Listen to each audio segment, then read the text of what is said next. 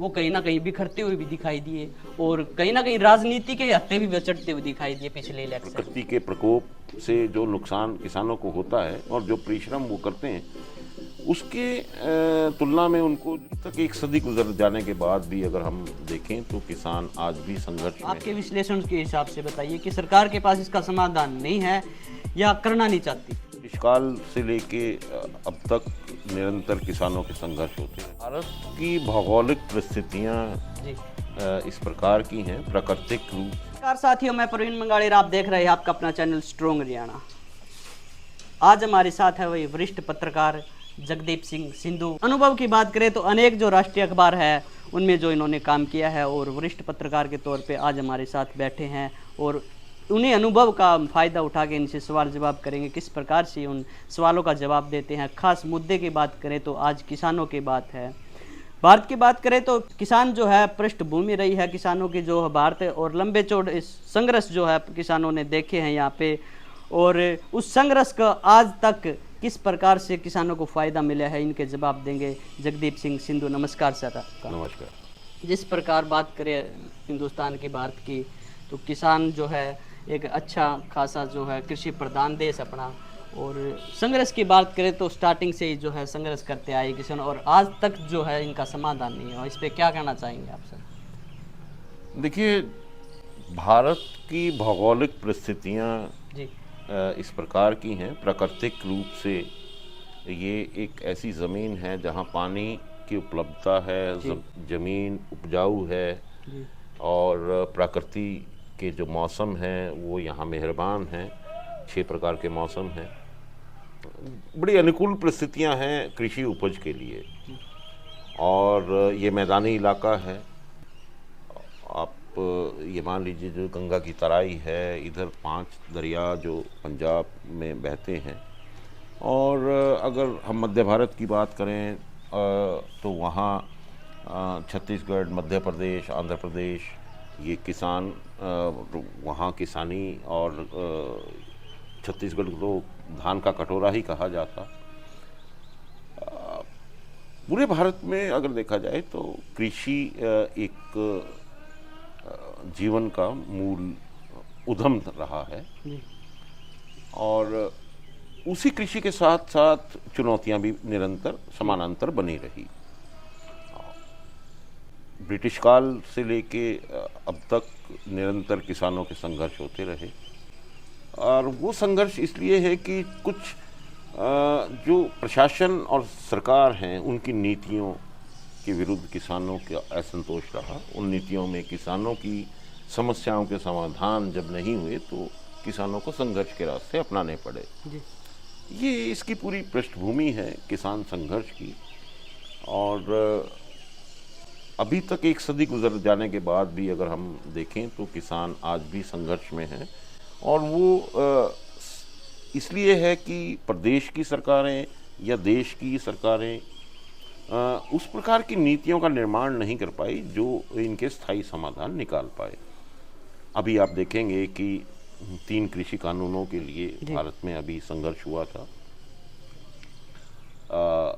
लंबा संघर्ष चला, उसमें सरकार ने उन कानूनों को वापस लिया, किसान सफल हुए। लेकिन अब कुछ समय के बाद कुछ प्रावधानों को लेके एक नया national draft policy, draft framework बना दिया गया कृषि एग्रीकल्चर जो सेक्टर है उस पे। और उसको लेके अब दोबारा ये जो किसान जत्थेबंदियां हैं इनकी प्रतिक्रिया आनी शुरू हो गई हैं कि जो पुराने 3 कानून थे उनके काफ़ी प्रावधानों को इस पॉलिसी ड्राफ्ट में डाल दिया गया है। ठीक फिर वैसा ही संघर्ष फिर होने की उम्मीद या आवाज़ या कुछ ऐसी सुरसुराहट सुनाई देने लगी है। अब ये अगर देखा जाए तो एक सरकार जिस एक निर्णय पे पहले पहुंच चुकी थी उस निर्णय को फिर पलट के दोबारा ला दिया। और ये फिर किसान उस निर्णय से असंतुष्ट हैं, उस नीति से असंतुष्ट हैं। तो ये बार बार की जो इस तरह की घटनाएं हैं इसकी वजह से किसानों के संघर्ष निरंतर बने हुए हैं। अब जो कठिनाइयाँ कृषि क्षेत्र की हैं, उनमें सबसे बड़ी बात आप देखेंगे तो प्रकृति के प्रकोप से जो नुकसान किसानों को होता है और जो परिश्रम वो करते हैं उसके तुलना में उनको जो उत्पाद का मूल्य मिलना चाहिए, ये एक बड़ी समस्या रही है, जिसमें एमएसपी कहते हैं। इससे पहले जाऊंगे, जिस प्रकार आपने आंदोलन की बात की कि जिस प्रकार आंदोलन स्टार्ट किया और भारत सरकार ने जो है वे काले कानून जो बताए जा रहे हैं 3वें वापस दिए, तो उसके संदर्भ में बात करेंगे कि जिस उसके बाद जो किसानों को जिस प्रकार एमएसपी की गारंटी है वो लिखित रूप में सरकार ने नहीं दी, और किसान चाह रहे हैं कि जितना हमारा अनाज जो है उसका कुछ परसेंट जो सरकार ले रही है और कुछ परसेंट छोड़ रही है, उस पर क्या करना चाहोगे? क्या सरकार जो खरी नहीं उतरी है अपने जो है वापस जो कानून दिए उन पे, या कहीं ना कहीं किसानों में कमी दिखाई दे रही? फिर दूसरी बात करेंगे जिस प्रकार से किसान आंदोलन पहले स्टार्टिंग हुआ था स्टार्टिंग में, और उसके बाद दोबारा किसानों ने जो है किसान आंदोलन स्टार्ट करने की कोशिश भी की, भाई दोबारा से जो है सरकार पे दबाव बनाने की कोशिश की, लेकिन वो जत्थेबंदियाँ थी, जितने भी जो गुट थे इनके किसानों के, वो कहीं ना कहीं बिखरते हुए भी दिखाई दिए और कहीं ना कहीं राजनीति के हत्थे भी बचड़ते हुए दिखाई दिए पिछले इलेक्शन में। देखिए, भारत में किसान राजनीति का केंद्र रहे हैं। जी जब ये आंदोलन हुआ जी और इस आंदोलन की ताकत के बाद किसानों को ये महसूस हुआ कि उनको अगर अपनी मांगें और अपनी नीतियों के लिए संघर्ष करना पड़ता है तो राजनीति और राजनीतिज्ञों की तरफ देखना पड़ता है। जी तो क्यों ना हम भी राजनीति में उतरें, और ये विचार इस पिछले संघर्ष में उत्पन्न हुआ और जिसके परिणाम में काफ़ी किसान नेताओं ने आम आदमी पार्टी के साथ या दूसरे स्वतंत्र रूप से भी राजनीति में एक अपना भविष्य आजमाया। जी लेकिन दुर्भाग्य से उनको उतना समर्थन नहीं मिल पाया और उनको उतनी सफलता नहीं मिल पाई। जी जहाँ तक राजनीति का सवाल है, किसान हमेशा राजनीति का केंद्र भी रहे हैं जी और रहेंगे। एक वक्त था कि जब यूनाइटेड पंजाब था, भारत ब्रिटिश काल के अंतर्गत था, यूनाइटेड पंजाब में सर सिकंदर हयात की उनकी जब ये रही सरकार रही यूनियनिस्ट पार्टी की, और सर छोटू राम उसमें मंत्री रहे, और उन्होंने जो किसानों की समस्याओं के लिए 4 कानून उस वक्त में पास किए 1932 से लेकर 1937 के बीच में, वो एक ऐसा समय दिखाई दिया था या वो एक ऐसा घटनाक्रम है जिसमें किसानों की समस्याओं का जो लंबे समय से चली आ रही थी उनके समाधान और स्थायी समाधान की तो वो उदाहरण है। ठीक उसी तरह के उदाहरण अब नहीं दिखाई देते, और भारत के आज़ाद होने के बाद जिस तरह से किसानों ने संघर्ष किया, किसानों ने अपने परिश्रम किए, देश के अन्नदाता होने के नाते पूरे देश का पेट भरा, उनको अपने उत्पादन का उचित मूल्य ना मिलना, तरह तरह की कठिनाइयाँ होना, कृषि यंत्रों से लेके सिंचाई के पानी, खाद, बीज और अन्य कई तरह की जो उनकी कठिनाइयाँ हैं, कीटनाशक को लेके, उनके समाधान कोई भी सरकार ठोस रूप से नहीं कर पाई। इसलिए किसानों का ये संघर्ष निरंतर बना हुआ है। जी अब जहाँ तक मांगे हैं किसानों की, अलग अलग प्रदेशों में कुछ स्थानीय मांगे हैं और कुछ मांगे जो एक तरह से केंद्रीय मांग है। जी केंद्रीय मांग में एमएसपी है, उसकी लीगल गारंटी की बात किसान करते हैं, और ये एक वैध मांग उनकी मानी जा सकती है। जी उसके अलावा जो राष्ट्रीय खाद नीति है या कीटनाशक जो कंपनी है या उनकी जो गुणवत्ता है उसको लेके है, उसके बाद भंडारण को लेके है, तो कई तरह की इनकी समस्याएं हैं जिनके समाधान, स्थायी समाधान सरकारों के पास अभी शायद नहीं बन पाए, इसीलिए ये संघर्ष निरंतर बना हुआ है।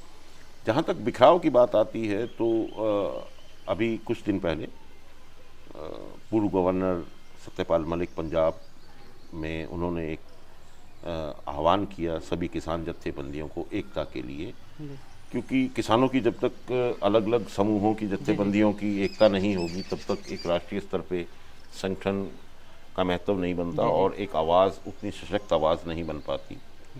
और जहाँ तक संघर्ष अभी शुरू हुआ दोबारा से, क्योंकि सरकार ने जिन मांगों को मान लिया था उन मांगों पे सरकार ने गंभीरता से प्रयास नहीं किए और किसान 3 साल इंतज़ार करने के बाद फिर सरकार को अपनी मांगों के लिए अपने वायदों के लिए चेताने के लिए उन्होंने संघर्ष शुरू किया, जिसमें पंजाब से 2 जत्थेबंदियां जो राष्ट्रीय एसकेएम बना था पहले संघर्ष में उससे अलग हो गई थी, तो उन्होंने अपना संघर्ष शुरू किया जिसमें एसकेएम गैर राजनीतिक जगजीत सिंह डल्लेवाल जो अभी खानौरी बॉर्डर पे बैठे हैं और उनकी भूख हड़ताल चल रही है, मांडवर्त पे थे, अब वो भूख हड़ताल पे हैं। और उसके अलावा जो शंभू बॉर्डर है हरियाणा का, वहाँ किसान मजदूर मोर्चा के स्वर्ण सिंह पंधेर की जत्थेबंदी, उनके साथ 4, 5, 6, 7, 8 और भी जत्थेबंदियाँ जो किसान की जत्थेबंदियाँ हैं पंजाब की, वो उनके साथ वहाँ बैठी हैं और ये अपना संघर्ष कर रहे हैं।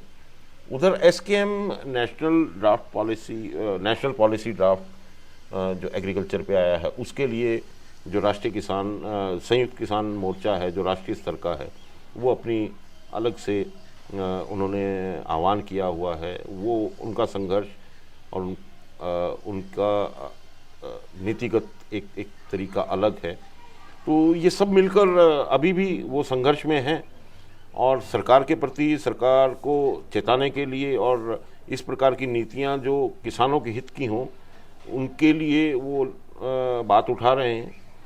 तो इन सब चीज़ों को देखते हुए ये कहा जा सकता है कि जो कारण किसानों के बने हुए हैं उनमें सरकारें कहीं ना कहीं एक तरह से विफल रही हैं कि वो स्थायी समाधान उनके लिए नहीं दे पाई, जबकि उसके समानांतर अगर हम देखें उद्योगों के लिए इंडस्ट्रियलाइजेशन में या वर्तमान समय में भी उद्योगीकरण की बात अगर करें, शहरीकरण की बात करें, तो सरकार उनकी बात बड़े जल्दी सुन लेती है। उसके लिए प्रगति का, विकास का एक आवरण करके और उनके लिए नीतियां बनाई जाती हैं। ठीक उसी मैग्नीट्यूड में या उसी एक तुलना में अगर बात करें तो किसानों को उतने लाभ नहीं मिल पाते। तो इसलिए ये संघर्ष है और जारी रहेगा जब तक स्थायी नीतियां नहीं बनती। जिस प्रकार आपने जगजीत सिंह डल्लेवाल का जिक्र किया, आमरण अनशन पर बैठे हुए, और बात करें आगे की, अगर कुछ अनहोनी होती है क्योंकि लंबे समय से बैठे और सरकार भी शायद टस से मस नहीं हो रही, अगर कुछ अनहोनी होती है तो क्या एक लंबा विकराल रूप ले सकता है ये आंदोलन? देखिए, जहाँ तक उनके साथ संवेदना का सवाल है, किसान नेता हैं, किसानों के लिए संघर्ष कर रहे हैं, लोगों की संवेदनाएं उनके साथ हैं और कहा जा सकता है कि एक वर्ग विशेष, एक क्षेत्र विशेष में उनका प्रभाव भी है। जहाँ तक अनहोनी होने की बात है, ऐसा हम नहीं चाहेंगे कि ऐसा हो और सरकार उससे पहले कई बार उसके जो है स्वास्थ्य जो है बिगड़े हैं, कई बार डॉक्टरों की टीम भी आई है और सुप्रीम कोर्ट ने भी फटकार लगाई है सरकार को कि भाई इनकी जो है वहाँ सरकार की संवेदनशीलता की अपेक्षा की जाती है और सरकार को संवेदनशील होके इस को सुनना चाहिए, इन मांगों को सुन के उनके हल निकालने चाहिए। हालांकि इसमें 3 बार पहले बात हुई थी, सरकार, केंद्रीय सरकार के जो मंत्री थे वो चंडीगढ़ गए थे, किसान जत्थेबंदियों से बात की थी, उसके बाद भी अभी 2 बार बात हो चुकी हैं, 2 राउंड, और आगे भी बातें होने की बात कही जा रही किसान जत्थेबंदियों द्वारा भी और सरकार के प्रतिनिधियों के द्वारा भी कि बैठ के बातचीत से इसका हल निकाल लिया जाएगा। तो लगता यही है कि किसी भी प्रकार जल्द से जल्द इन समस्याओं का बातचीत से कोई हल निकल जाए। और जहाँ तक बात आती है कि जो मुख्य मांग है किसानों की, वो एक न्यूनतम समर्थन मूल्य की कानूनी अधिकार की है। दूसरा, जो किसानों के कर्ज हैं उनकी माफ़ी की है। तीसरा, जो समितियां हैं, सहकारी समितियां हैं, उन सहकारी समितियों के सदस्यता की है, उनमें भागीदारी की है। उसके अलावा जो नया एक बिजली ऊर्जा का बिल लाया गया था, उसमें जिस प्रकार से प्रीपेड मीटर लगाने की बात है ना, तो उसमें बाद में उनको सब्सिडी मिलेगी। तो उसको लेके भी कई पेच हैं जो किसानों की तरफ से ये कहा जा रहा है कि पहले हम पैसा देंगे, बाद में कब सब्सिडी मिलेगी या नहीं मिलेगी, या उसके अंतर्गत जो ऊर्जा के जो दाम बढ़ जाएंगे या प्राइवेटाइजेशन हो सकती है। तो उसको लेके भी जो किसानों के संदेह हैं उसका निवारण भी ये नहीं, सरकार नहीं कर पाई, तो वो मांग भी है।